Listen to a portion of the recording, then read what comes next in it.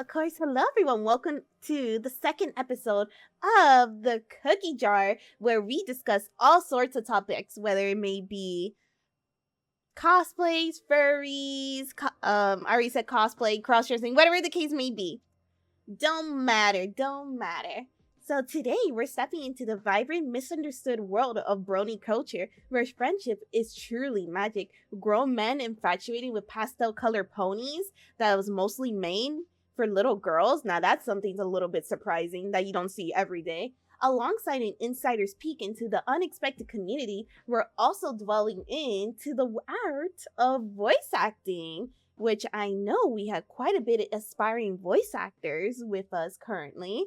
But it's always great to see how these voice actors can bring many characters that we love to life.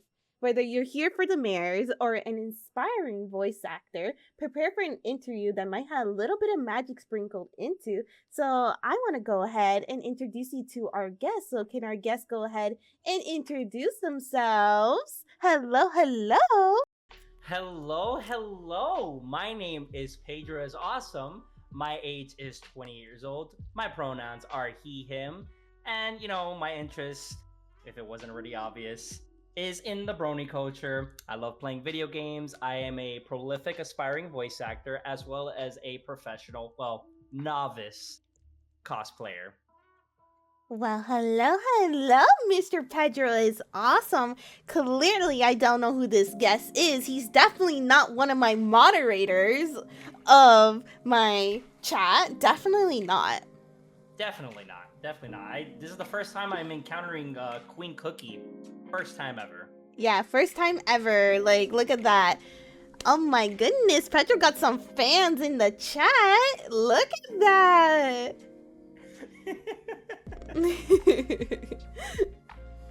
You should feel good about yourself. Look at that. You got a little bit of fans. They say they love you. Aww. So, how you feeling, Pedro? How you feeling? I'm feeling both nervous and excited, but a wise mayor once said that means you're just nervous-sighted. Once you means you want to curl up in a teeny tiny ball, but also you just want to shout out, "Yay, me!" Isn't he quite the cutie, guys? He's quite the cutie patootie. Yeah, he is. So, Pedro, if you're ready, I'm ready to go ahead and start this interview. What do you think? I was born ready and I was so excited for this. Let's do it. All right, perfect. That's what I want. I want that excitement. I want that, like, that happy joy vibe. So, we're gonna go ahead and talk about this. Pedro, so you're a brony, and many people don't know what a brony is. So, what is a brony? So, a brony is basically an adult, whether it's male or female, that is into the show My Little Pony: Friendship is Magic.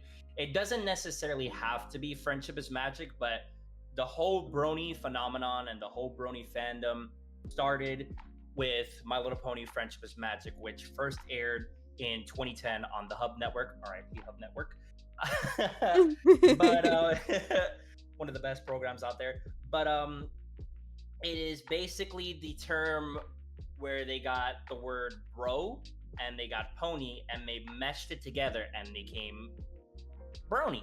Now, you don't have to be a bro to be a brony. You can be a female and be a brony, although they call themselves Pegasisters, but there is no specific title. Anybody can be a brony. There's no, like, what's the word? Criteria. There's no, like, specificness. Anybody can be a brony. Even your dog could be a brony. Even Odin can be a brony if you wanted to.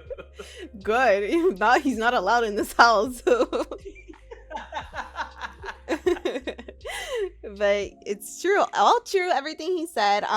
Personally, everyone already knows I'm one of the biggest fans of My Little Pony, and I don't call myself Pegasister. I say brony because I don't know, Pegasister doesn't. It's cute, but it doesn't like fly as smoothly as brony. It doesn't roll off the tongue. Like, just brony just seems more natural. Pegasister feels like it was like shoehorned in. I was never like fully endorsed with the Pegasus there.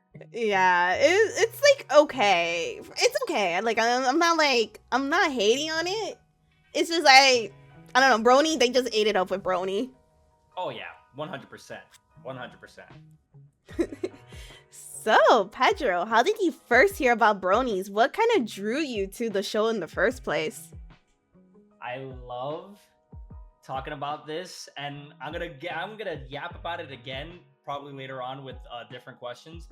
But what kind of drew me into the fandom in itself was one particular character from the show, and that particular character happens to be the Lord of Chaos himself, Mr. Discord. No, I'm not talking about the Discord platform that we use for gaming. I'm talking about the Triconequist Discord. Discord mainly drew me into the fandom because his personality is just so wacky. He's called the Lord of Chaos. Okay, what does that entail? That means this guy is everywhere in between, and he can literally drink a glass of chocolate milk, and he'll just drink the glass itself and still have the chocolate milk. That's how crazy this guy is, and I'm like, I'm in love with this guy. Like this character, I want to know more about him. But sadly, he got defeated in episode 2 of season 2, and I couldn't see him until like a season later. But mainly him and the songs from the fandom that came in. That's what drew me into the fandom more so. So yeah.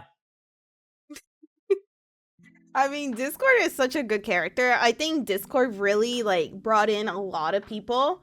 I saw like this show blow up more once it hit season 2. Oh yeah. Once season 2, I see it as this: season 2 and season 4 are peak My Little Pony. I do love the show as a whole, but in my personal opinion, season 2, season 4, hands down, that is my favorite seasons of the series. And it was like definitely season 2 was like the resurgence and what caught open the floodgates for the fandom itself. Oh yeah, definitely. Like again, a lot of people like know about Discord. I know we're going like a little more ahead of our questions, but a lot of people knew about Discord because of the popular fandom song Discord. Like from there, that was like the most people's like first introduction to him. Yeah. Oh yeah, and that was actually my introduction. Not my introduction, but that's what, like, as I researched more, that's what drew me into the fandom more, was because of that one particular song. And everybody's thinking that it's the Living Tombstone. For me, personally, it was actually Eurobeat Brony, because Eurobeat Brony was the original artist, and that's what drew me into it. I'm like, oh my god. And then I saw the Living Tombstones remix. But that's basically, which is fine, because everybody always says it's the Living Tombstone. That's the first introduction for the My Little Pony to becoming a brony, or getting into the fandom. Personally, for me, it was just the original bit, the original song. And not that many people say that, actually. Like, my first introduction to that song was through the Living Tombstone. So I didn't even know there was an original one until like a year ago. Actually, within this year, it's like, oh wait, this is not the original song. Yeah. And they're a fantastic artist, because I think I gotta show you. I don't think if you've heard it quite yet, but they did other songs. They did one called Luna, heavily underrated. Not too many people talk about it. It is by Eurobeat Brony, and the Living Tombstone, in fact, did do a remix of Luna. It didn't get quite as popular as Discord, because Discord is like massive. Like, especially the Living Tombstone, it's like super massive. Like, I assume if you go like now, if you go on YouTube, I think it's like in the 100 million mark, if anything, in terms of views. Most likely, if it hasn't been taken down before previously, like most of the fandom songs. But I'm pretty sure. I wouldn't be surprised if it hit in the 100 million. So, oh yeah, Pedro, when did you become a brony? Enlighten us. Yes. Oh my god. So I love telling the story because it's so fun to tell. So how and when did I become a brony? As it wasn't obvious, through Discord. Season 2, episode 1, the first episode of the season 2. There's nothing on my TV, right? I'm just scrolling and channel surfing. Nothing is on there except on the hub. I had it for free because I had Dish Network and it wasn't part of my plan. And then all of a sudden, I see My Little Pony Friendship is Magic, and I'm like, My Little Pony? Isn't that a show for girls? Which is how most people, when they encounter the fandom, I'm like, there's nothing on, and I'm doing my laundry, and I just happened to leave it on. I don't know why I didn't change the channel, but there's nothing on out of 1,000 satellite channels, and I'm like, hold on, show's actually pretty good, and it's mainly thanks to Discord, and I'm like, wait a minute, this is actually very interesting. And it wasn't until like I was like at the middle part of that first episode, and then I watched it all the way through. And the sad part is it's a two-parter. The sad part is they only played that one episode, and I was so mad because there's a part two, and I didn't see it until like days later, and I was so mad. But the funny thing about it is that as I'm watching it, my mom's about to come and give me more clothes to like fold. I literally changed the channel super fast so she doesn't see that I'm watching My Little Pony. And I changed it to Disney Channel, whatever's on Disney Channel at that time. And I'm like, and then as soon as she leaves, I'm like, all right, put it back on. So you're like basically hiding from your mom the fact that you were like watching it. Yes. Like, how old were you? Let's see, the year was 2012. So I'm bad at math. So if somebody can do 2012 minus 1996, you'll get your answer there. I want to say I was 14. I don't even remember. I was super young. Like I was 14, 15, 16, around that range. So when did you fully become like, okay, yeah, I'm a brony? When did you become this, like on the screen? Like when did this happen? Like when?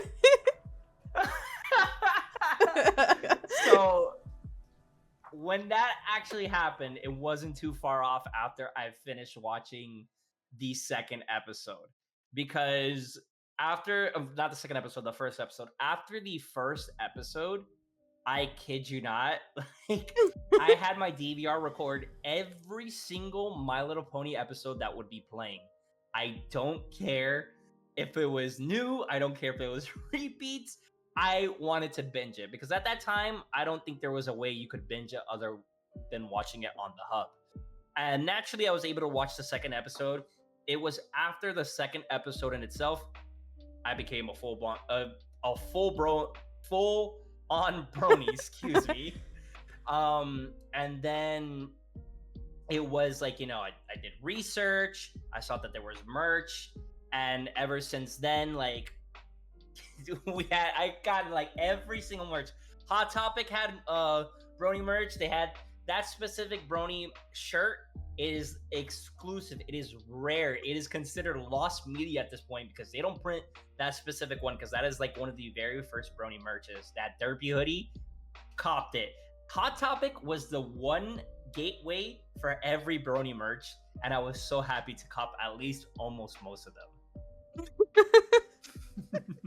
I do just want to share real quick is that instead of you getting called Bad Bunny, you're getting called Bad Brony at the moment. Which is funny because earlier on in 2018, for the longest time because I don't cut my hair, I don't do a buzz cut anymore, but back in the day when I did do a buzz cut, everybody was like, oh my god, it's Bad Bunny, and I'm like, I'm not Bad Bunny. I'm like, Pedro, do this. I'm like, and they're like, oh my god, it's Bad Bunny, and I'm like, oh, Dios mío, I can't escape the Bad Bunny allegations. Oh my god. Well, now you guys know if you want Bad Bunny, it's okay. You have Bad Bunny at home. It's Pedro. I'm the Bad Bunny from Temu. Oh my god. We're gonna take away the Bad Brony pictures because I can't take it seriously. There would have been more, but they're considered lost media at this point. No pun intended. So, as we wrap up this interview, we navigated through the colorful spectrum of the brony culture. We also took a little sneak peek into the world of voice acting, just a little bit, just from a little baby itty bitty voice actor himself. It's clear that the passion is the thread that weaves these two unique communities quite together, from the heartfelt friendships and the creativity within the brony fandom to the extraordinary talent and dedication behind these beloved little voice actors. Thank you for everyone for joining us today. And remember, in the world of ponies and voice acting, that's just how the cookie crumbles in their world. So, Pedro, do you have any socials we can find you on? So, these socials that you guys can follow me on is under all my links / PedroISAwesome, or you can go on my Twitch. I am literally everywhere under the banner PedroISAwesome. I'm on Instagram, Twitter, unfortunately, Blue Sky. I am on YouTube. I am on Discord. Anywhere that's PedroISAwesome, you can find me there.